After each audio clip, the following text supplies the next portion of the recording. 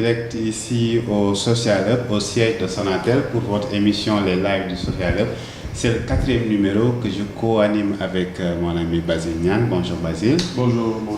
Alors, pour ce numéro, nous allons parler justement des contenus locaux. Je rappelle que vous nous suivez en direct sur la chaîne Digital 24, sur le Facebook Digital 24, également sur la page Facebook @groupe Sonatel, mais aussi sur Periscope et Twitter, les comptes de Sonatel, qui nous accueillent comme d'habitude pour animer cette émission des lives du Social Hub.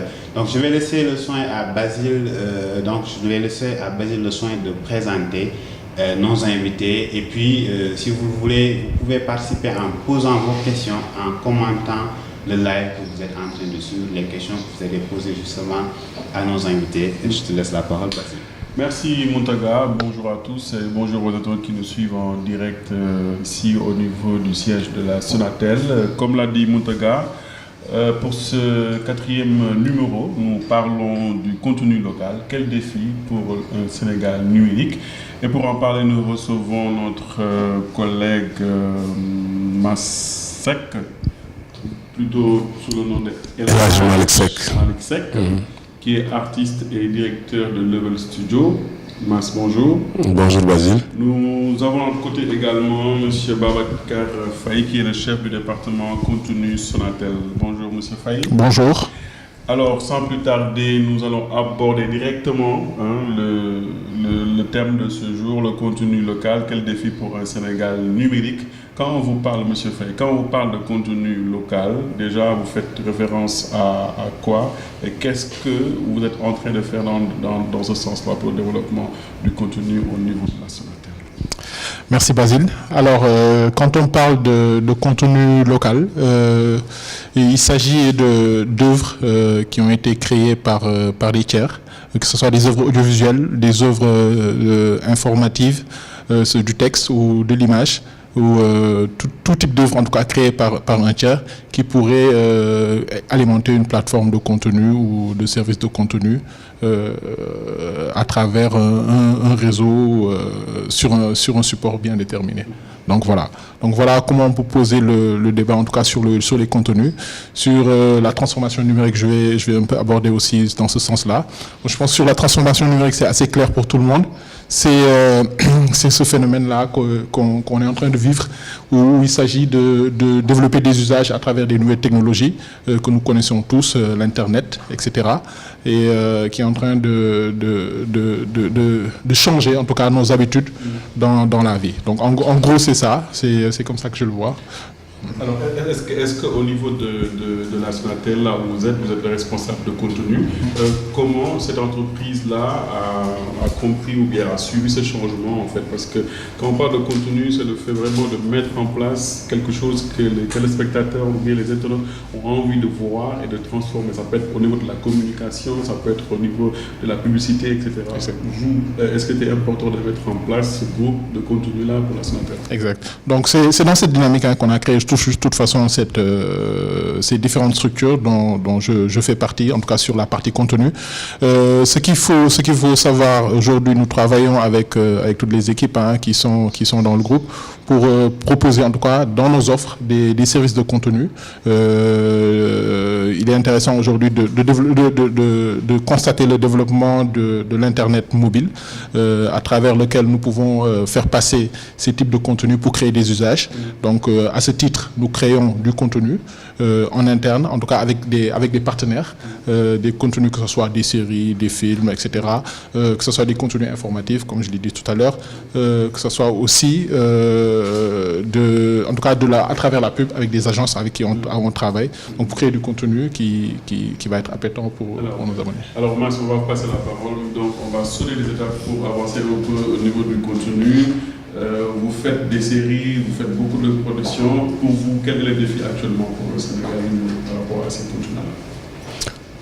D'abord, le contenu, comme le disait Senghor, il faut être au rendez-vous du donner et du recevoir. Et le rendez-vous du donner et du recevoir aujourd'hui, c'est le contenu.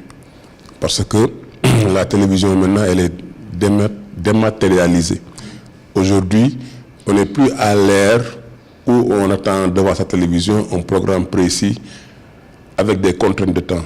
Donc les gens sont sur leur activité et par rapport à leurs besoins et par rapport aussi à leur envie, ils peuvent créer un espace dans leur temps pour voir les contenus qu'ils veulent voir, n'est-ce pas? Donc c'est eux maintenant qui ont une certaine maîtrise donc pour le temps. Maintenant pour le Sénégal, il faut être présent mais avec son identité. Parce qu'aujourd'hui au rendez-vous donner et de recevoir, la différence qui va créer l'intérêt, c'est l'originalité. C'est la manière de vivre, comme on dit, the way of life. Vous ne pouvez pas vendre à un Américain, en français, je sais pas, le français, vous ne pouvez pas lui vendre donc du fromage. Le Suisse, vous ne pouvez peut-être pas lui vendre du chocolat avec une telle expertise. Mais nous, Sénégalais, même au niveau africain et au niveau sous-régional, nous avons des contenus qui s'y reflètent nos réalités sociaux, je dirais citadines, parce que nous ne sommes plus peut-être pour certains à l'aide des villages, mais nous sommes dans un environnement donc où les cultures s'entrechoquent par rapport à la modernité. Donc si nous réussissons à faire de sorte que la manière de vivre à Dakar, dans les villes, que ce soit à Diourbel et autres, puisse être vue, ça peut créer un intérêt par rapport à ceux qui sont donc sur le net et qui cherchent un contenu qui est différent. Alors vous avez abordé la question de l'originalité qui est très importante en matière de contenu, parce que le développement de l'audiovisuel, la production audiovisuelle au niveau mondial, ça a explosé, ça on dit. Soit on crée du bon contenu, on part avec cette nouvelle vague de création, soit on est mort. Est-ce qu'ici au Sénégal, quand on parle de contenu, est-ce que le contenu est vraiment adapté à nos besoins? Est-ce que le contenu est exploitable pour permettre à la personne qui a créé ce contenu de pouvoir en générer quelque chose? Ok, je pense qu'on est à un moment très déterminant, qui va être déterminant dans le futur. Parce qu'aujourd'hui, effectivement, on a vécu le temps des grandes troupes comme Daaray Kocc, Jamono Tay et autres, qui à un moment donné n'ont pas su s'adapter à la transition du numérique. Et ces troupes-là ont été en léthargie et sont devenus des troupes mortes, que ce soit Daaray Kocc, et qu'on revend maintenant leurs acteurs qui étaient de très grandes icônes dans des séries comme Wiri Wiri et autres. On les utilise comme Lamine Ndiaye, comme Djainaba qui est dans Wiri Wiri. Voilà. Donc, eux, au niveau de la réalisation et au niveau donc du digital, ils n'ont pas su accompagner cette vague-là. Aujourd'hui, de plus en plus, on assiste à l'éclosion d'entreprises, par exemple comme Marodi, comme Level Studio, comme Sénégal 24 et autres, qui maintenant créent un contenu et qui parviennent à, je dirais, monétiser, c'est-à-dire parler d'égal à égal avec les télévisions. Parce que l'histoire de notre télévision est intéressante.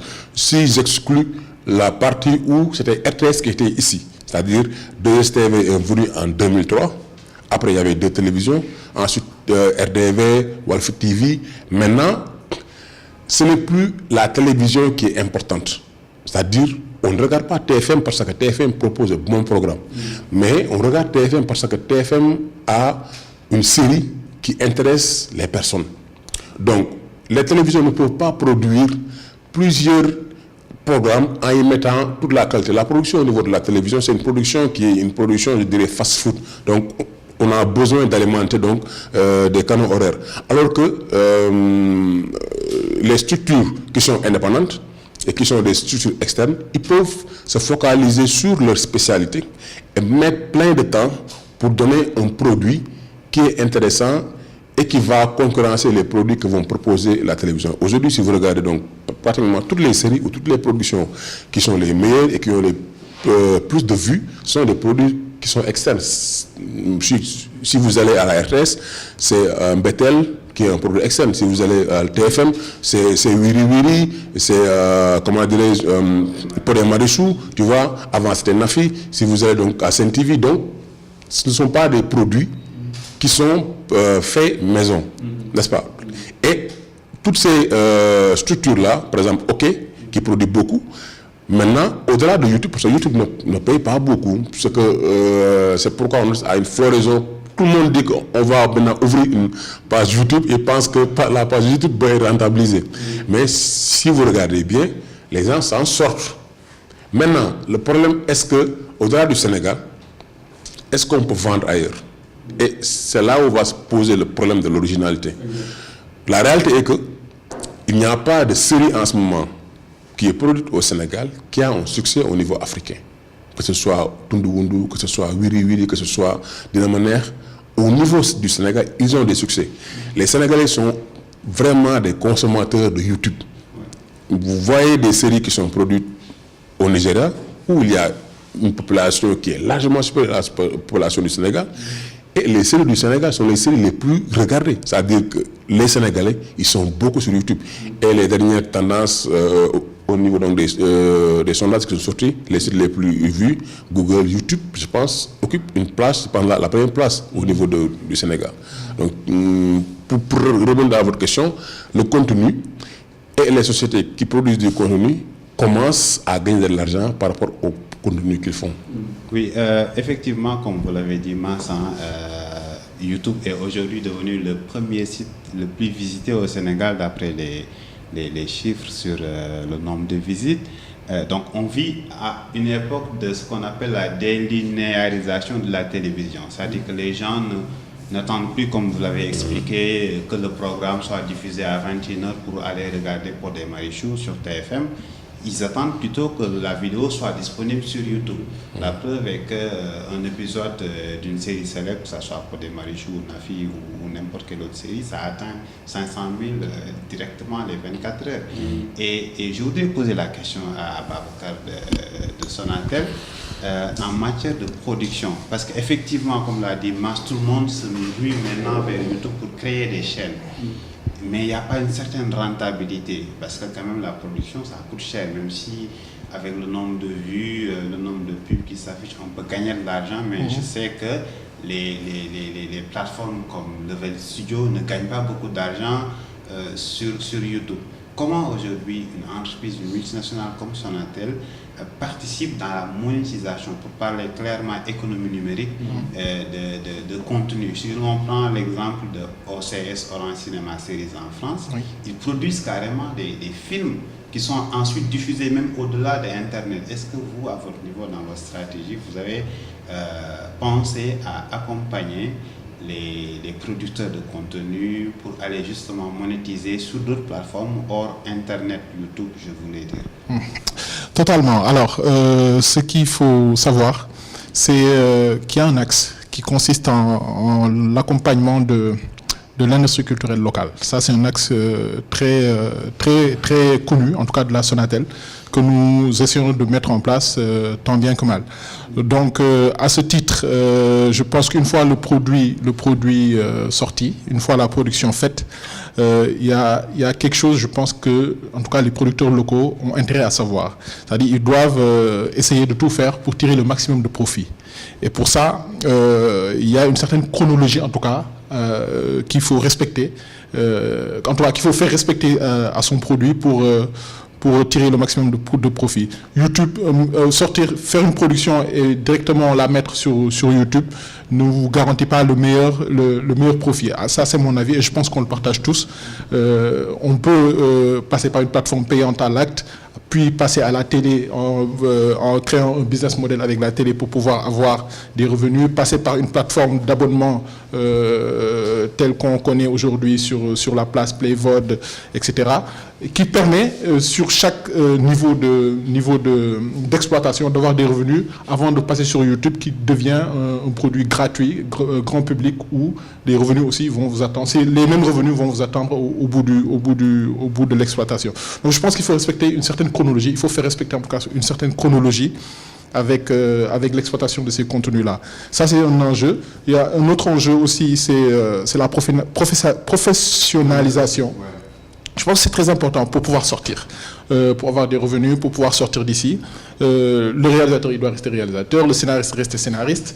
On voit aujourd'hui des réalisateurs, scénaristes, producteurs distributeur, acteur, etc. Non mais c'est vrai, directeur artistique même, à la limite. Un directeur artistique, moi je pense qu'un directeur artistique, il ne peut pas tout faire. Il ne peut pas être scénariste, régisseur, etc. etc. C'est un problème qu'on rencontre aujourd'hui dans la production. Est-ce que c'est pas aussi c'est le manque de moyens aussi qui pose ce problème-là? Parce que ici, on est directeur artistique, on est en même temps acteur, on est en même temps... Tout ça, c'est des choses quand même qui bloquent le travail. C'est clair que c'est un cercle vicieux, c'est le serpent qui se mord la queue, c'est clair. Mais je pense que avant d'aller vers une production, il faut s'assurer de tous ces éléments-là. Il faut pouvoir trouver le financement, parce que ça fait partie quand même de la production. Trouver le financement qu'il faut, ça c'est le travail du porteur de projet, trouver le financement qu'il faut pour réaliser son produit. Donc, tant que le financement n'est pas trouvé, je pense que, en tout cas, on ne doit pas pouvoir faire un produit de qualité et pouvoir avoir les revenus qu'on espère là-dessus.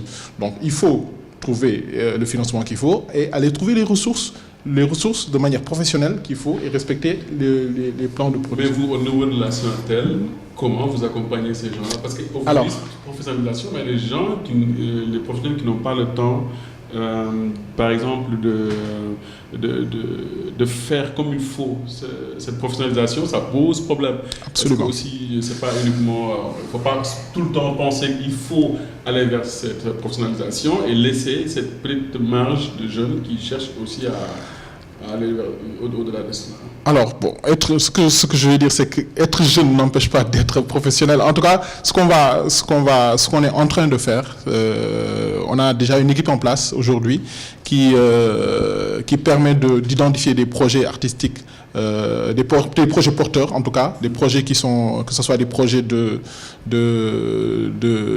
gens connus, célèbres ou pas. Nous essayons tant bien que mal à accompagner des gens dans la production pour qu'ils puissent réaliser leur projet de production et qu'on puisse ensemble tirer le meilleur profit sur ces productions et développer l'industrie culturelle locale.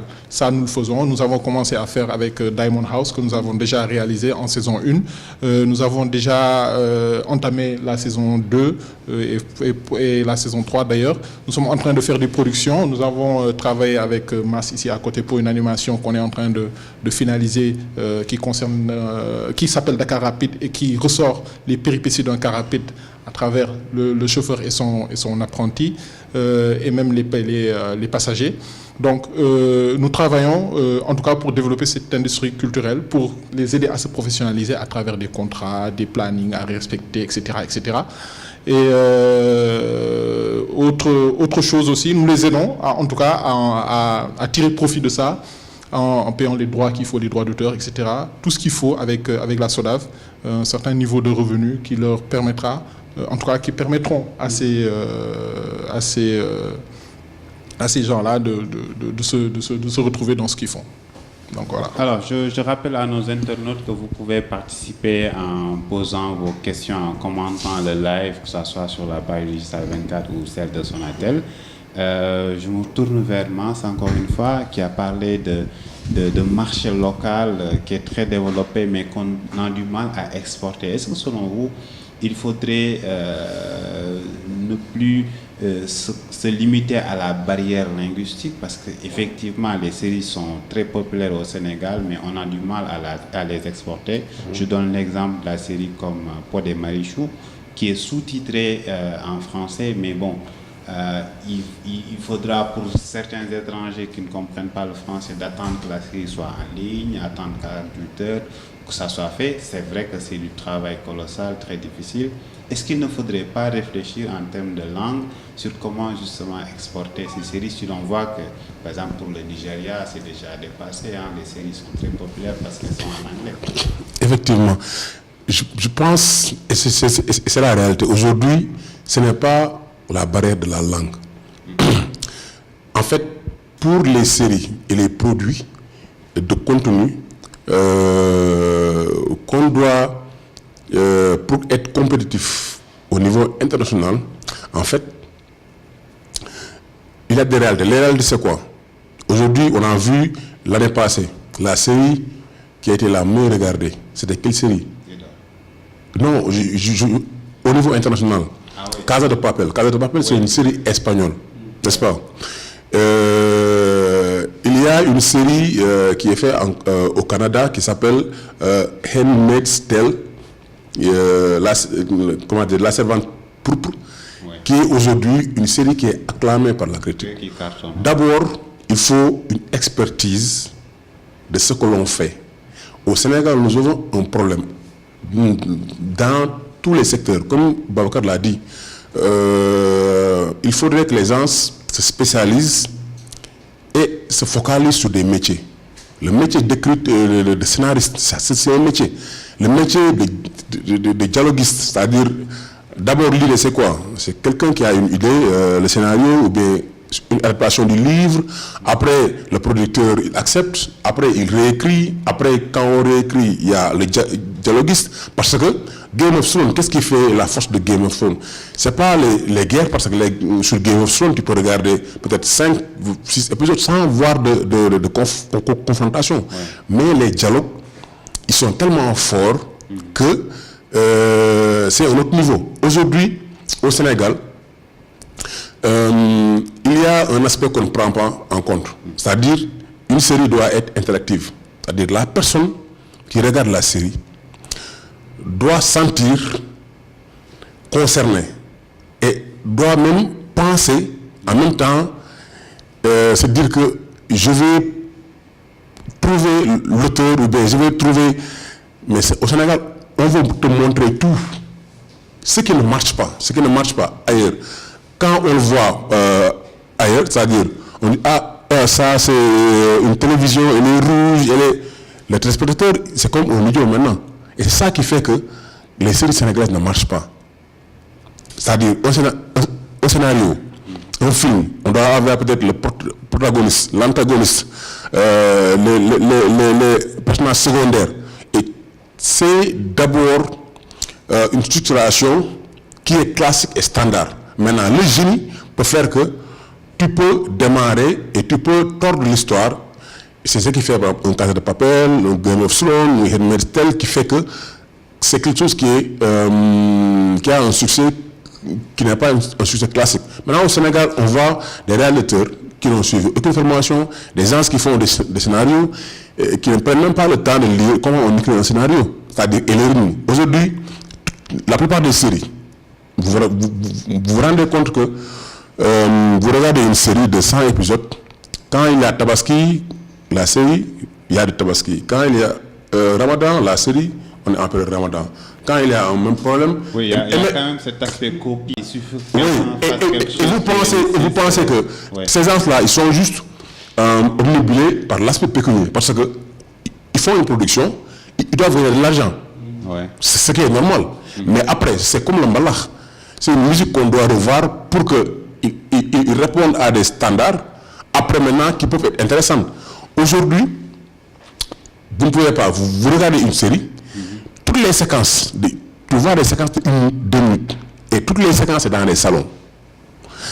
Un Anglais qui regarde, même si vous sous-titrez en français, lui, il ne voit pas d'action.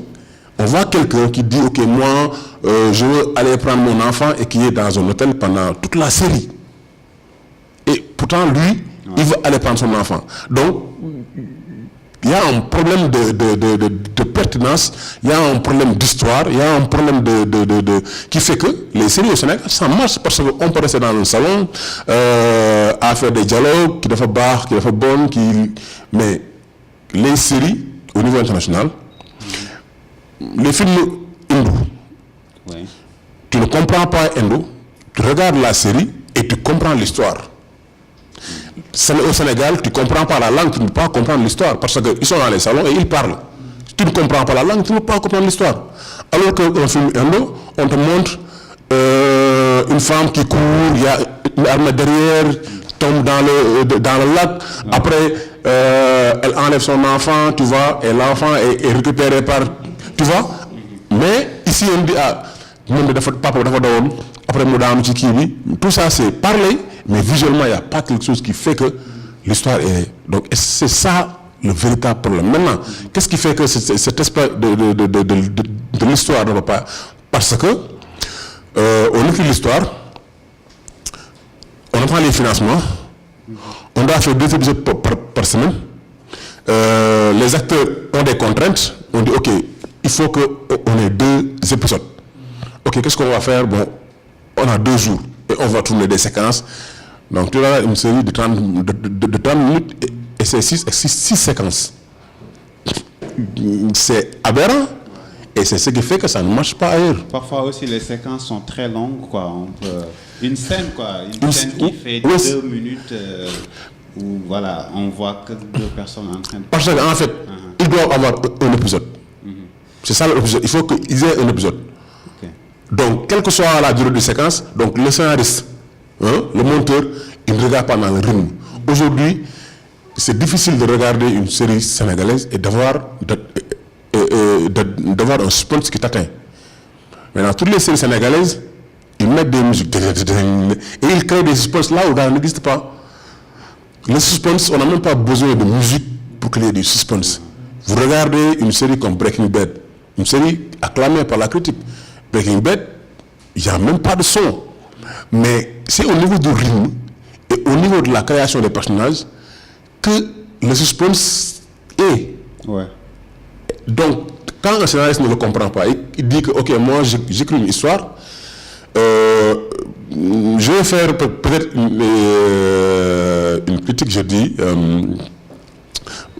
d'une production peut-être de Orange, Diamond House. C'est une série où, par exemple, on voit des agresseurs qui vont agresser une personne avec des armes, voilà, n'est-ce pas? Armes blanches, pistolet et tout, ouais. Quand vous êtes, il y a un acteur qui est très célèbre, il est considéré comme le meilleur acteur au monde, qui s'appelle Daniel Day-Lewis. La plupart des gens ne le connaissent pas. Daniel Day-Lewis qui a fait Le Dernier des Mohicans, qui a fait Gangs of New York. Daniel Day-Lewis, pour faire Le Dernier des Mohicans, il s'est échappé dans une forêt et pendant des mois on ne l'a pas retrouvé pour être comme des Indiens. Donc eux, dans leur jeu, ils apprennent. Quelqu'un qui va faire, par exemple, Will Smith qui va faire le rôle de Mohamed Ali, mais il va à l'entraînement, donc jusqu'à ce qu'il ait l'automatisme de boxeur, c'est-à-dire le personnage doit être convaincant.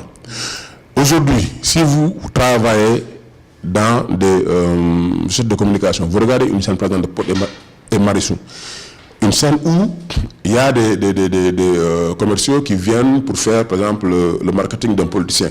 Automatiquement, vous savez que ces gens-là n'ont jamais travaillé dans un bureau. Et le langage qu'ils utilisent, ce n'est pas un langage des professionnels. Et vous, en tant que professionnel, vous n'êtes pas convaincu. Oui, il y a quand même cet aspect placement de produits que l'on dénonce quand même dans les... Mais au-delà du placement de produits... C'est mal fait, ça il faut le reconnaître. Non, au-delà du placement de produits, ce que je veux dire, c'est que par exemple, un docteur, quand il parle, ou bien un journaliste, quand il parle, il n'a pas besoin de faire comprendre au public que non, on est dans la réalité. Je suis docteur, je dis, ah, ok, vous avez une myopie, donc c'est 100. Et la myopie, c'est, vous ne pouvez pas voir, c'est comme s'ils font tout pour que les personnes comprennent, alors qu'ils doivent être dans leur jargon. Et qu'on regarde et qu'on se dit, ah, les gens là, c'est des professionnels. Et je ne sais pas si je me fais comprendre, mais c'est ce petit fil-là qui fait que les séries sénégalaises, ça ne marche pas à l'extérieur. Oui, j'ai une question avant de donner le micro à Basile. En dehors même des séries, ce qu'il faut saluer également, c'est les clips vidéo. Il y a les clips quand même aujourd'hui, il y a très jolis clips qui sont de bonne qualité, très bien réalisés. Et par exemple, le clip Wadou que tu as fait, hein, qui est exceptionnel, et aussi d'autres clips hein, avec River Studio. River Studio, voilà, merci. Donc, qui font de très beaux clips avec Deep Dunduguis et d'autres artistes. Mais je voudrais un peu qu'on parle justement de ce moyen de communication. Parce qu'avant, il y a quelques années, ce qu'on voyait, pour donner un score aux artistes, on parlait de combien de fois le morceau est passé à la radio, etc. Mais aujourd'hui, on parle en nombre de vues. On dit que tel clip a atteint 1 million de vues en un mois pour dire que ce clip est une réussite, quoi. Qu'est-ce qu'il faut faire pour en arriver là en tant que producteur? En fait, effectivement, aujourd'hui, comme on dit, comme on dit Jay-Z, les chiffres mentent, les hommes mentent, les femmes mentent, mais les chiffres ne mentent pas. Aujourd'hui, il y a beaucoup de Sénégalais et même rapports qui disent que, bon, il y a certains rapports qui achètent des vues. Mais je vous dis, pour acheter des vues, avoir 1 million de vues, je pense que ça n'en vaut pas la peine parce que ça va être trop cher. Pour avoir peut-être 1 million, tu vas dépenser 6 millions. 1 million de vues, tu vas dépenser 6 millions. Et quel est l'artiste qui peut dépenser 6 millions pour avoir juste 1 million de vues? Ça veut dire qu'au Sénégal, les Sénégalais, ils regardent, ils consomment. Ceux qui ont des millions de vues, je veux dire qu'à 99% sont des vues qui sont réelles. N'est-ce pas? Autre chose, c'est que si tu regardes le changement au niveau des clips, il y a un facteur qui est déterminant. À l'époque où il y a Wadu Wadu, les premiers clips de Deep avec Nu et autres, c'était une caméra Sony FS7. Une caméra qui tournait. Donc c'est une caméra qui est assez chère, un standard, n'est-ce pas?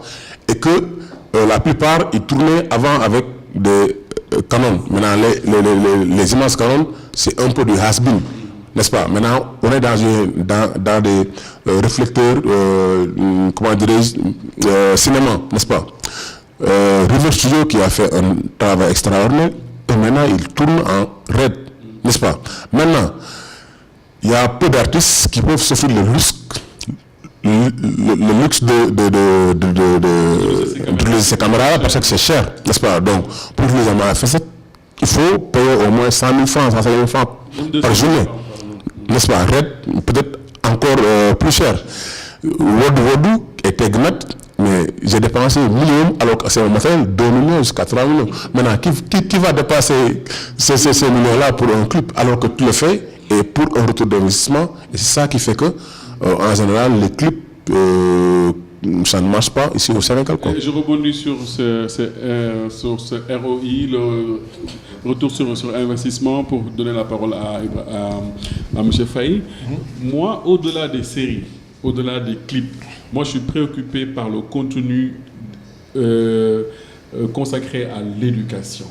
Au Sénégal, les gens parlent beaucoup de séries, de clips, mais au niveau éducation, les gens ne mettent pas de contenu.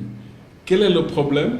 Est-ce que c'est un problème de financement, comme l'a souligné Mas, ou c'est parce que le public sénégalais n'est pas éduqué à ce point jusqu'à consommer un contenu? Alors, mais est-ce qu'au niveau aussi de votre structure, vous êtes en train de penser à ça aussi?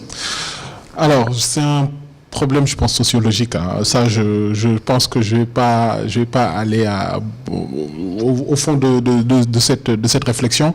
Mais ce que je peux dire, c'est qu'aujourd'hui, Orange est en train de produire, en tout cas d'accompagner, de lancer des services éducatifs avec du contenu éducatif. On l'a vu avec l'offre Orange Edu, qui permet à des élèves du primaire et du secondaire et même des professionnels d'apprendre des langues, de suivre des cours en ligne, etc., de s'exercer. Il y a d'autres types de contenus éducatifs sur lesquels on est en train il y a des offres là-dessus sur le SMS, comment ça s'appelle? English Learning et English Lesson. Sont des services sur lesquels nous travaillons aussi. Donc, il y a un certain nombre de choses qui est sur la table actuellement, qui est proposé à nos abonnés, à nos clients. Ce qu'il faut juste savoir, c'est que peut-être que l'intérêt justement n'est pas à ce niveau, qu'il n'y a pas de diversité, il n'y a pas assez de divertissement, il n'y a pas assez de danse là-dessus. Peut-être qu'il va falloir éduquer par la danse, par le divertissement. Je ne sais pas. Il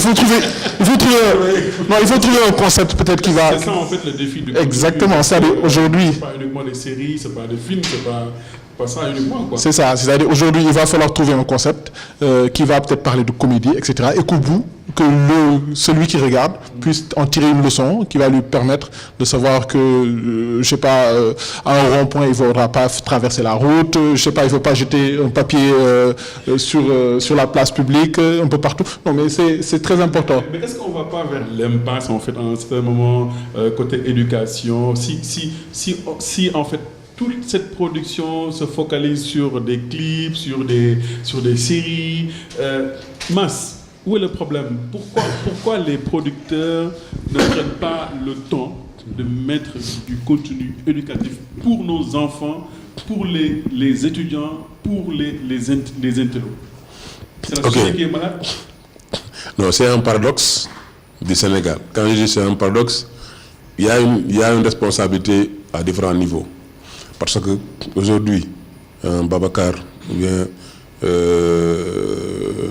c'est d'abord la mission et l'obligation de l'État d'éduquer la population. D'éduquer la population, c'est quoi? Aujourd'hui, la population... L'État seul ne peut pas éduquer la population. Non, je dis, c'est la mission première de l'État. C'est-à-dire, l'État doit éduquer la population. Je vais partager les responsabilités. Et je vais partager aussi mon expérience. On a eu un programme comme Hightech.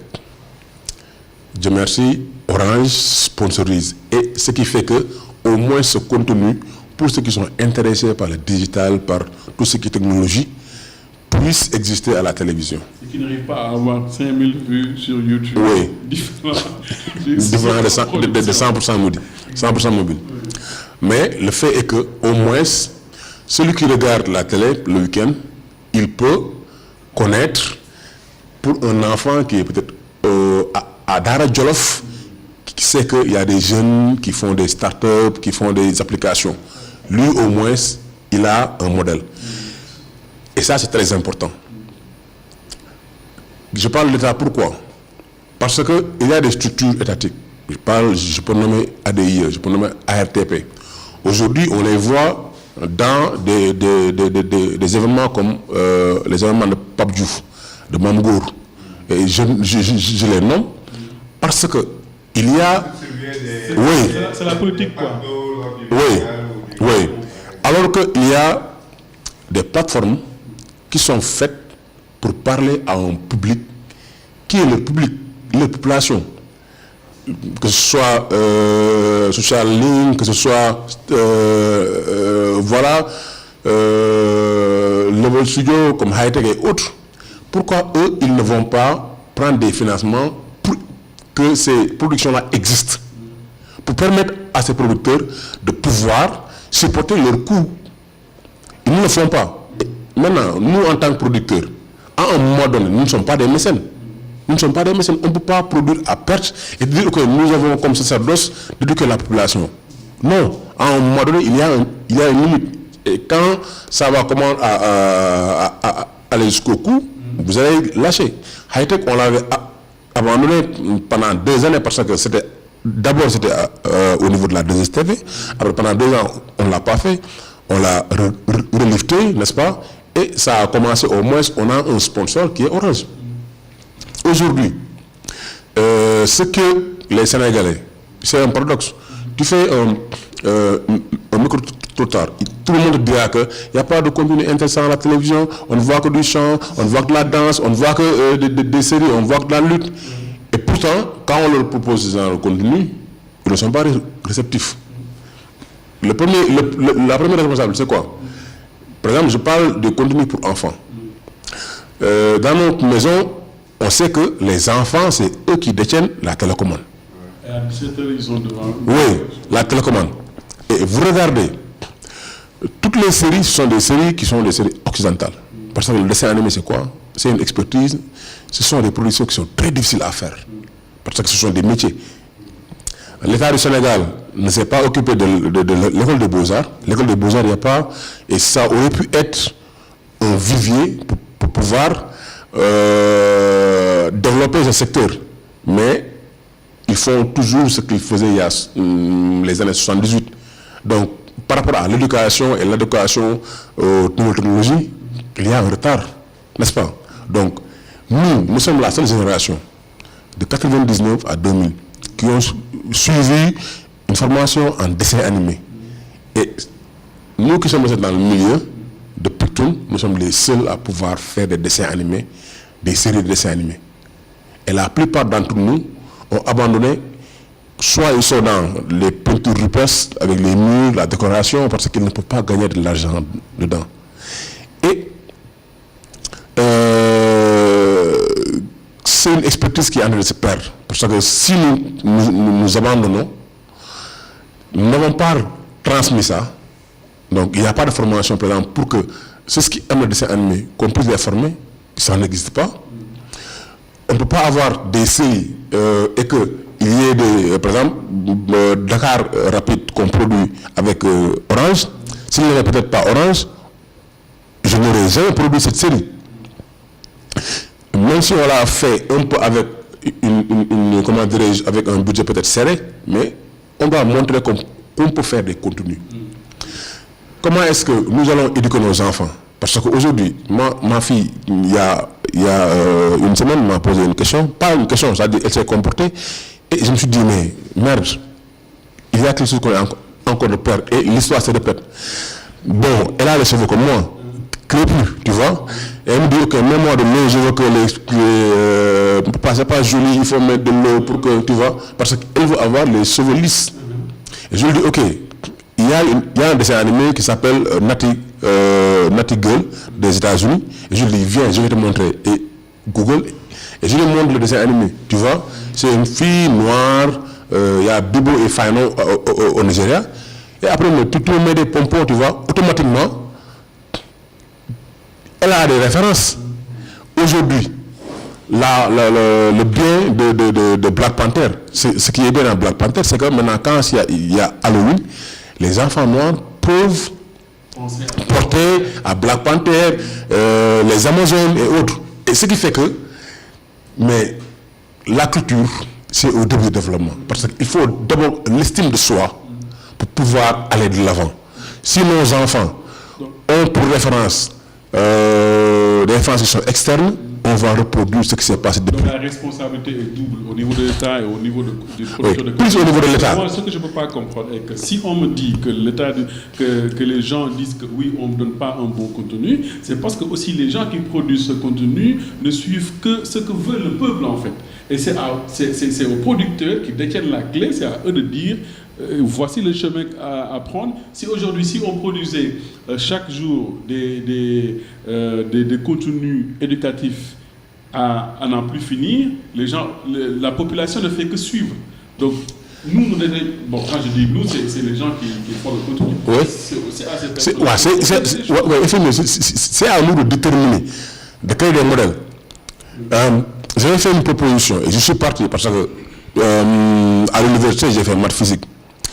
Un concept que j'ai protégé qui s'appelle Scienceal, qui parle de science mais pas de technologie, c'est-à-dire qui parle de sciences et de techniques, c'est-à-dire mathématiques, sciences physiques, biologie et autres.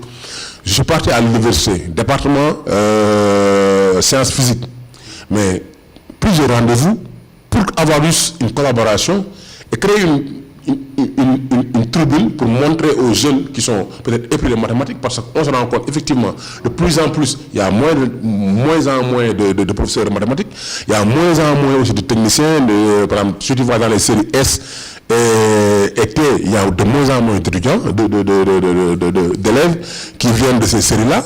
Et pourquoi? Parce qu'à un moment donné, ce qu'ils voient à la télévision, ils se disent que ok, s'ils font football, s'ils font lutte, s'ils font danse, s'ils font... Et ils abandonnent. Et moi, j'ai été confronté, je pense, à un moment donné à ça. J'ai eu la chance peut-être d'avoir le bac et d'aller à l'université.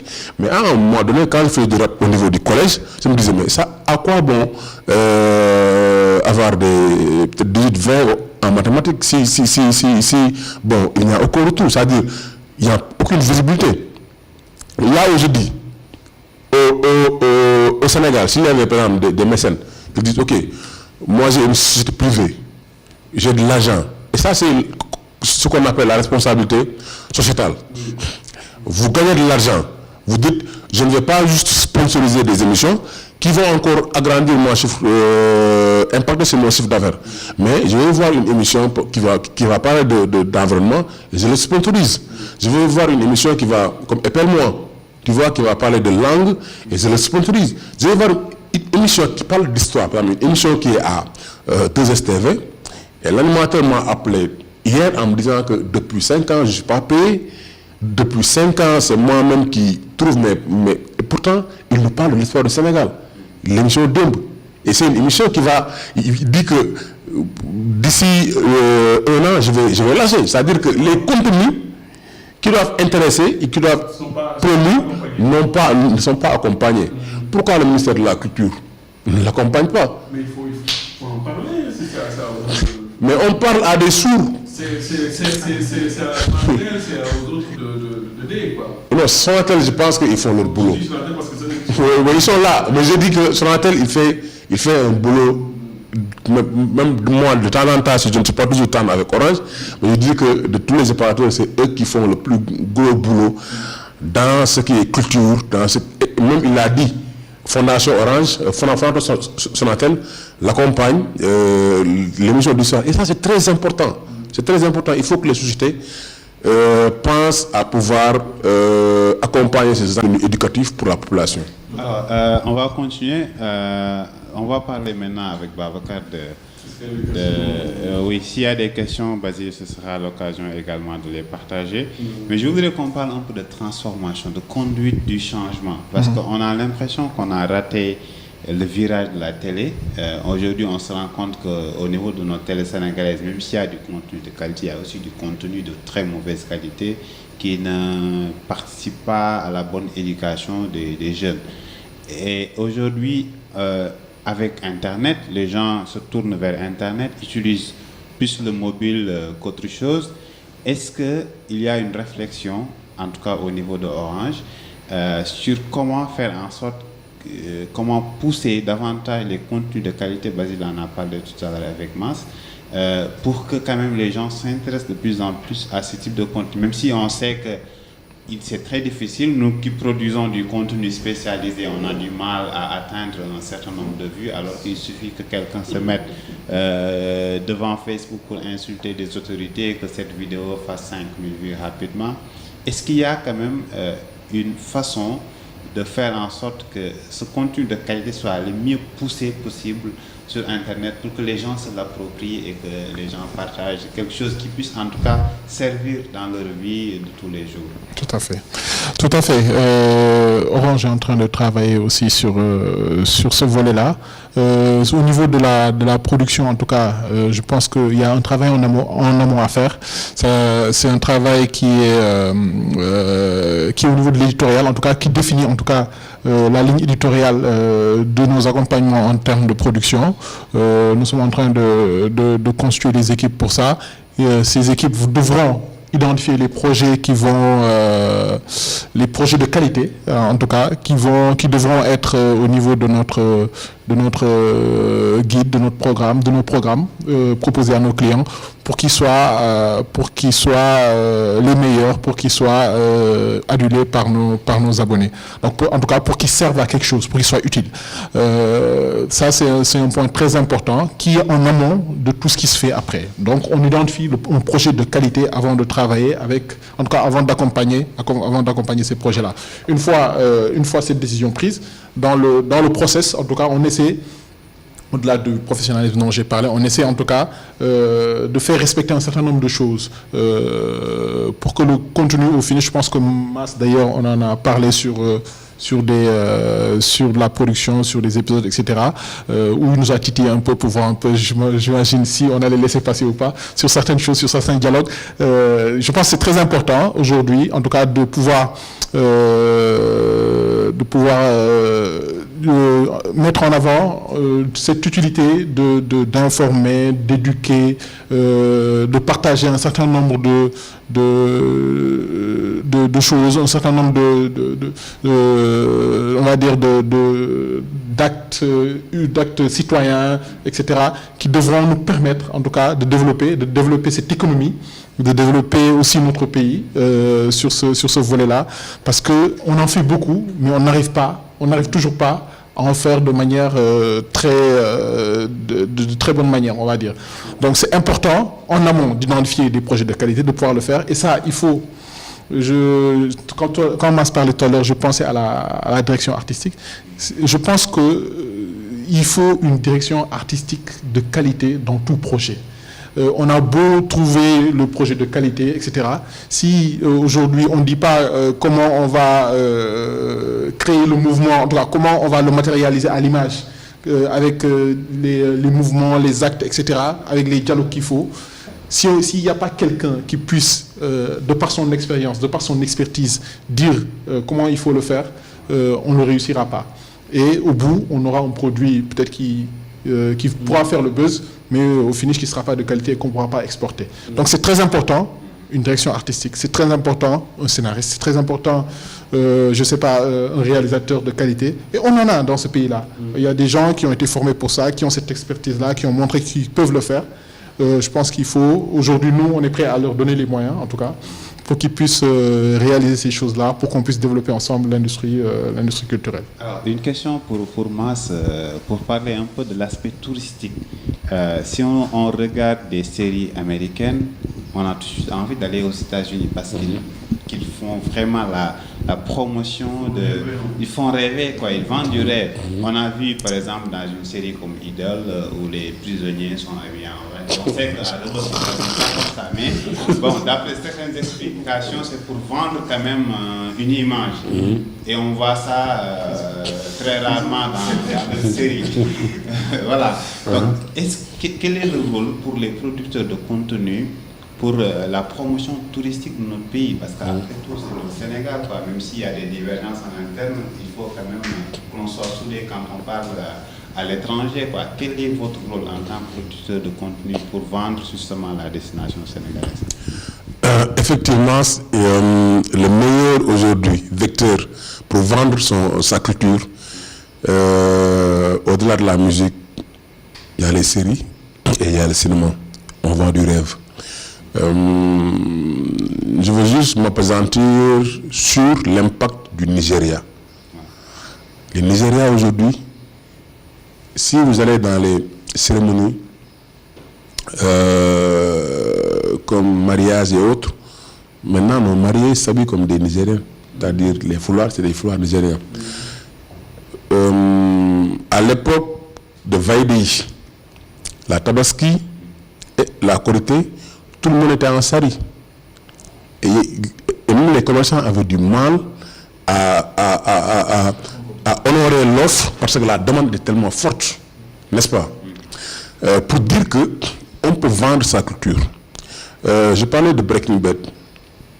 Breaking Bad, la maison où résidait le personnage principal aux États-Unis. Walter White.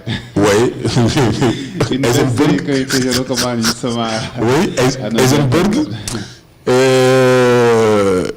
Mais c'est maintenant un lieu de pèlerinage. Ouais. Et il y en a même qui ne vivent que pour ça. Aujourd'hui, j'ai un projet qui s'appelle Dakar Division X. Et j'ai fait les démarches après avoir fait le pilote. Et l'histoire est que je suis allé à la ville de Dakar. Parce que c'était Dakar Division X. Où, à l'époque, en 2011, on avait des images aériennes. À l'époque, il y avait peut-être des drones, comment dirais-je, GI 1-2. Maintenant, on est au Mavic. Ouais. Et c'est ce qui regardait, mais non, ça c'est Dakar. Effectivement, quand on demande Dakar vue du ciel, et nous n'avons malheureusement pas pu formaliser avec la ville de Dakar. C'est-à-dire, c'était de temps à autre dans les transitions présenter de beaux endroits de Dakar, ouais. N'est-ce pas? Entre le travail et deux enquêtes, aller dans un hôtel. Je pense qu'aujourd'hui, ils le font. Mais, comme tu as dit, l'originalité et ce que tu vis, c'est ça qu'il faut vendre. Aujourd'hui, si une série, on nous montre que dans des prisons, on s'habille comme Orange is the new black, hein, il y a un problème, n'est-ce pas? Mais c'est un problème culturel. En fait, le beau, ce n'est pas seulement ce qui est, comment dirais-je, des gratte-ciel. Non, on peut montrer Dakar en beau et être un vecteur dans le domaine du tourisme.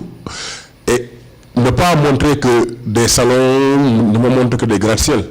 Il faut montrer les belles endroits. Et je pense que les séries et le cinéma sont un vecteur très important donc, dans la vente donc, de destination Sénégal. Et je pense que là, que ce soit la ville de Dakar, que ce soit le ministère du Tourisme, que ce soit l'État du Sénégal, doivent accompagner. Parce que dans toutes les séries, quand vous regardez, les villes, les villes, ils s'accompagnent. Ok, il y a une question pour Babacar. M. Faye, Daouda. Babacar Faye, voilà, responsable département contenu de Sonatel. Il y a une question qui parle de Netflix. Bon, pour nos internautes qui n'utilisent pas Netflix, c'est une plateforme sur abonnement voilà, qui permet de regarder pas mal de séries, des films, etc. Voilà, Casa de Papel qui a fait son succès sur Netflix, Breaking Bad, que j'ai regardé, les 5 saisons, je les ai regardées d'un seul coup sur Netflix, etc.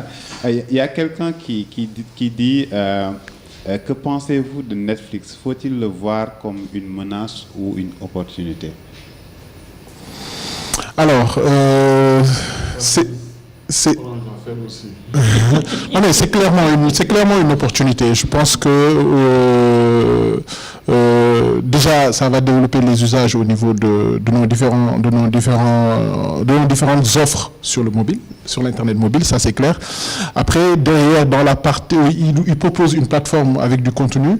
Aujourd'hui, nous faisons de la production, en tout cas, nous accompagnons la production de contenu. Donc, on aura forcément des droits sur des contenus qui seront produits. C'est une opportunité pour nous aussi de faire de la distribution sur une plateforme telle que Netflix.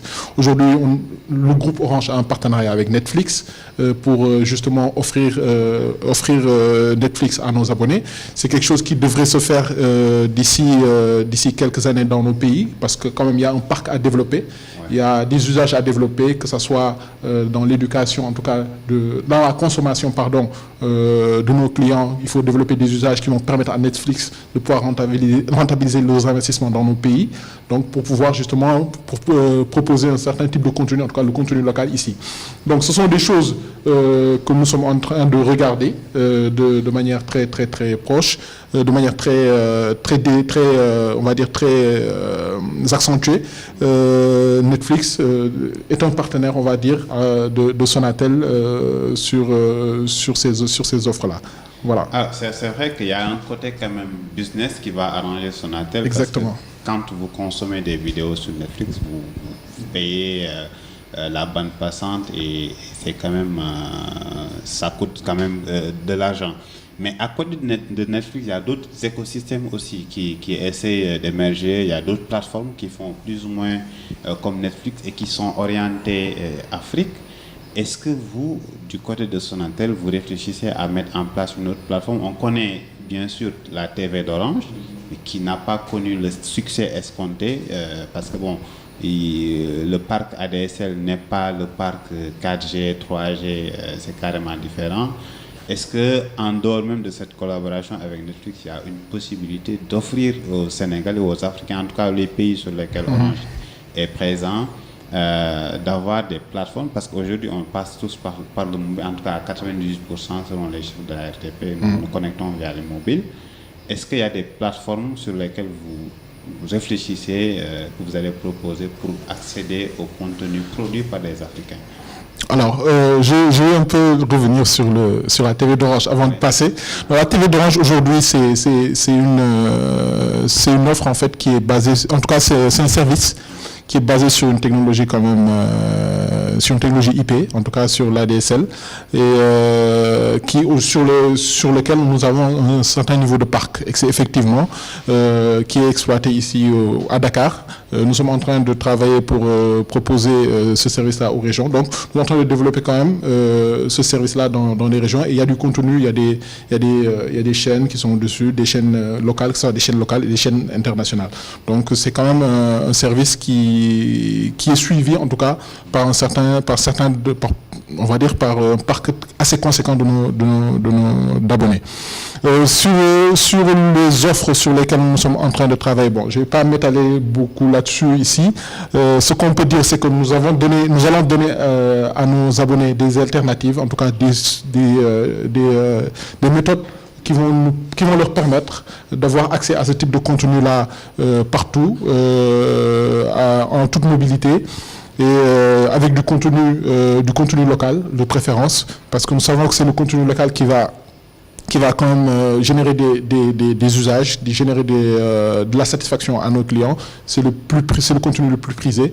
Donc nous sommes en train de travailler là-dessus pour probablement, d'ici très, très rapidement en tout cas, avoir une offre qui va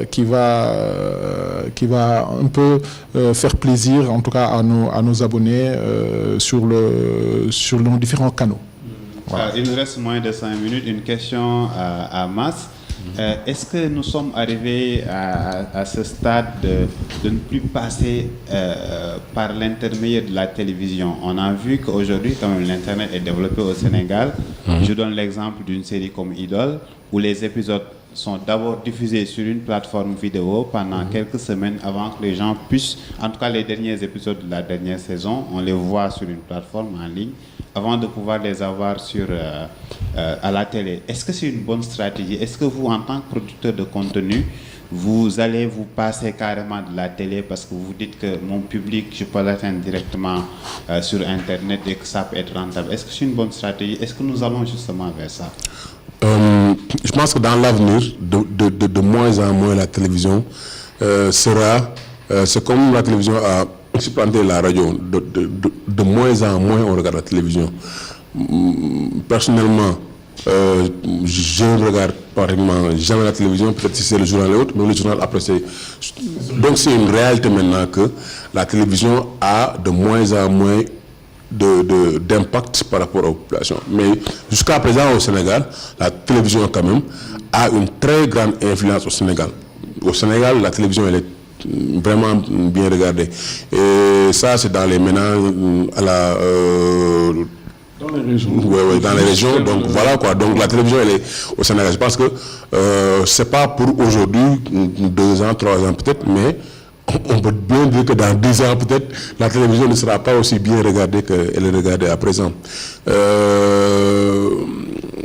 Aussi, il y a le problème de l'effectivité du ciblage. Aujourd'hui, les annonceurs, on peut apporter des chiffres à l'appui en disant que telle série a tel nombre de vues.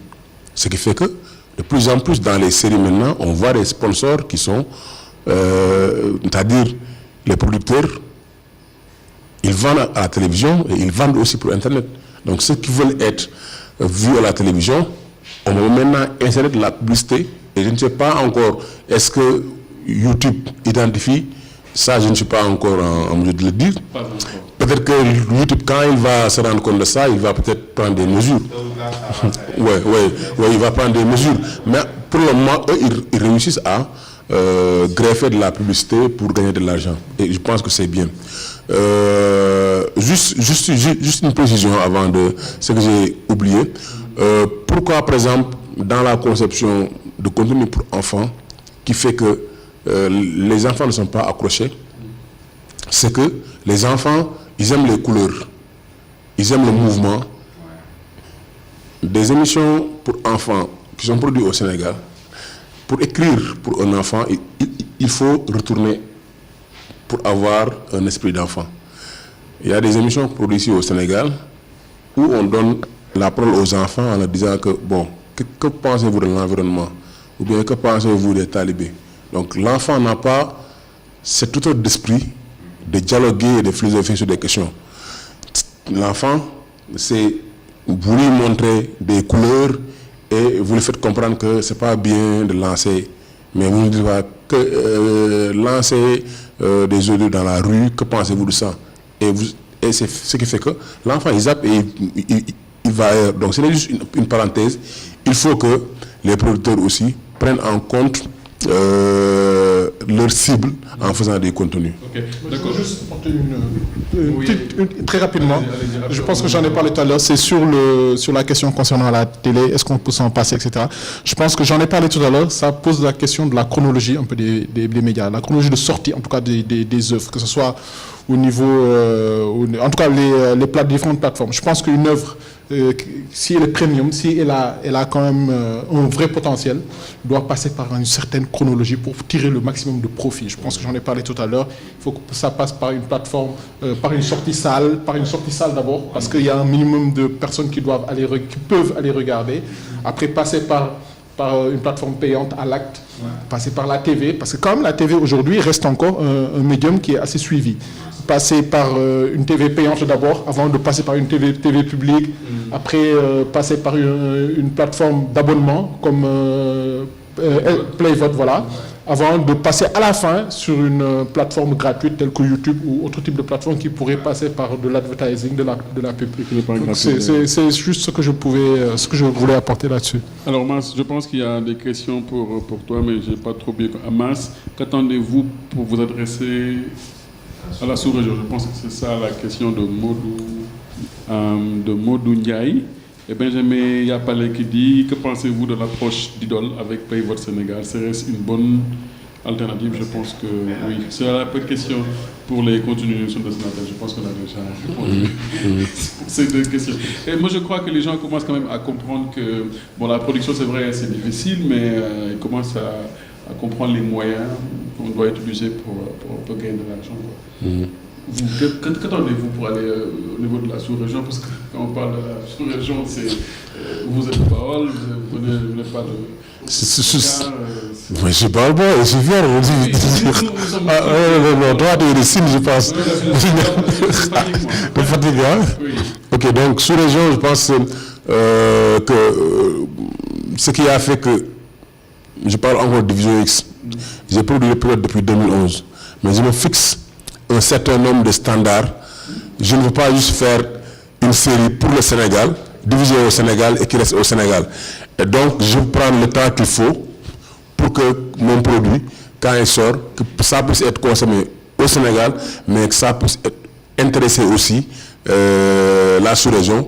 Mais même au-delà de ça, que ça puisse intéresser l'international, que ce soit en France ou bien aux États-Unis. Et la petite histoire,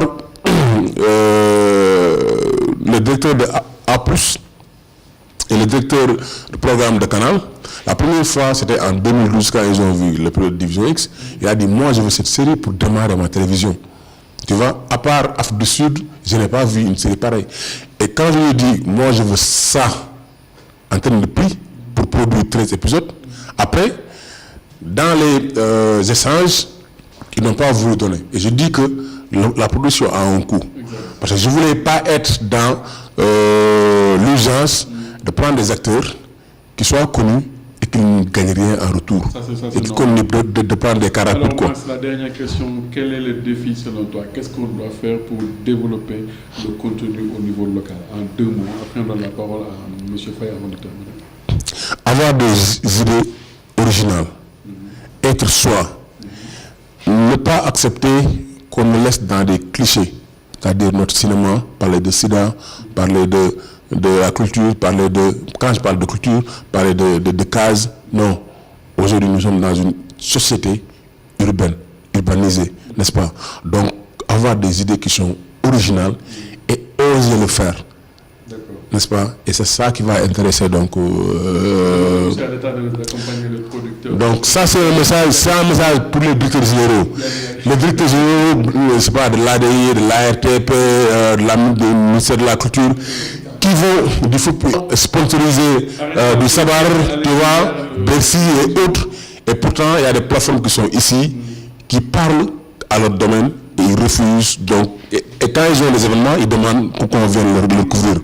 Et systématiquement, moi je refuse ça. Vous avez un budget de communication et vous allez donner pour la lutte et autres, et vous ne donnez pas à la plateforme qui est légitime pour ça. Merci. Le message est passé, monsieur Faye, avant de terminer. Avant de clôturer, il y a un commentaire de Yaya Sall qui dit bonjour depuis lors. On parle de digital. Bon, je vois qu'au Sénégal, jusqu'à présent, on n'a pas encore compris. Ils ont compris qu'il nous faut des devs UI et UX. UI, c'est User Experience, oui. C'est-à-dire comment l'utilisateur utilise, comme, bon, vous connaissez WhatsApp, il est très, très facile d'utilisation, même si on est analphabète, ça c'est de l'expérience utilisateur ou de UX, user experience, c'est-à-dire le design, comment l'application est designée.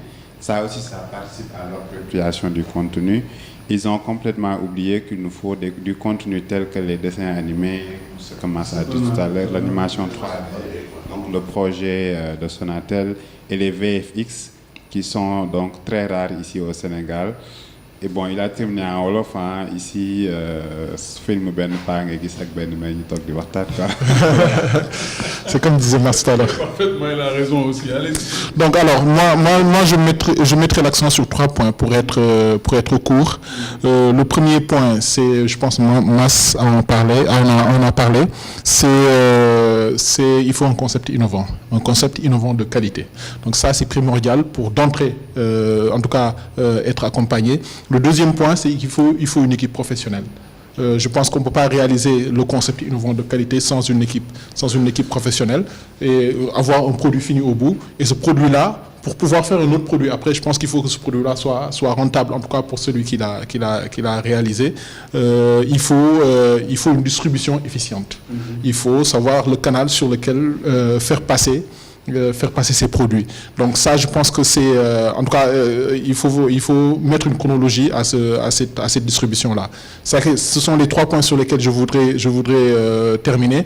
Et un dernier appel, Sonatel aujourd'hui est prête à accompagner les jeunes, les connus, les moins connus, les nouveaux, ceux qui sont encore à l'École nationale des beaux-arts, etc. Accompagner leurs projets de production, s'ils sont de qualité, s'ils sont innovants, en tout cas, pour qu'on puisse ensemble stimuler encore cet écosystème qui devrait être, en tout cas, qui devrait avoir une partie non négligeable dans notre économie nationale. En tout cas, merci voilà. Monsieur Faye pour toutes ces réponses. Juste rappeler qu'on n'a même pas eu le temps de parler aussi, parce qu'on parle de contenu, on parle d'application, on parle de développement et autres, mais puisque le sujet était très large, on n'a pas pu aborder cela, et on remercie de part aussi l'équipe d'Ambarodi qui n'était pas là, malheureusement, qui devait être là, mais malheureusement qui ne sont pas là, peut-être une prochaine fois. Tu as quelque chose à ajouter? Oui. J'ai clôturé avec, oui, très rapidement, j'ai clôturé avec les projets porteurs. Nous allons organiser les 5 et 6 décembre, pardon, au King Fahd Palace, la 3e édition du Dakar Digital Show, qui va parler de digital, de contenu, d'innovation. Ce sera une fenêtre, il y aura une fenêtre encore pour les pitchers, ceux qui ont des projets de production, de venir pitcher devant un jury et de se faire accompagner encore par la Sonatel. Film, série, musique, etc. Exactement, voilà. Merci Monsieur Faye, merci à Mas, le Ball qui est fier d'être un Ball et qui fait de bonnes choses dans le digital. On est tous du Ball. Si vous remarquez, nous sommes du Ball. Donc merci à tous. Moutaga, tu vas dire le dernier mot de la fin avant de dire au revoir. Ok, donc merci à nos invités, merci d'être venus et merci surtout aux internautes qui ont regardé, qui ont réagi, qui ont posé des questions, qui ont liké, qui ont partagé et qui ont tout simplement décidé de regarder sans interagir. En tout cas, on a beaucoup apprécié l'interaction qu'il y a eu dans cette émission. On se donne rendez-vous prochainement, toujours dans les lives du Social Hub. On remercie Sonatel de nous avoir accueillis et merci à notre équipe technique qui nous a accompagnés pour la réalisation de cette émission en live sur Facebook et Twitter. Et donc, la prochaine, merci beaucoup. Merci à tous. Au revoir. Merci beaucoup. Bye bye.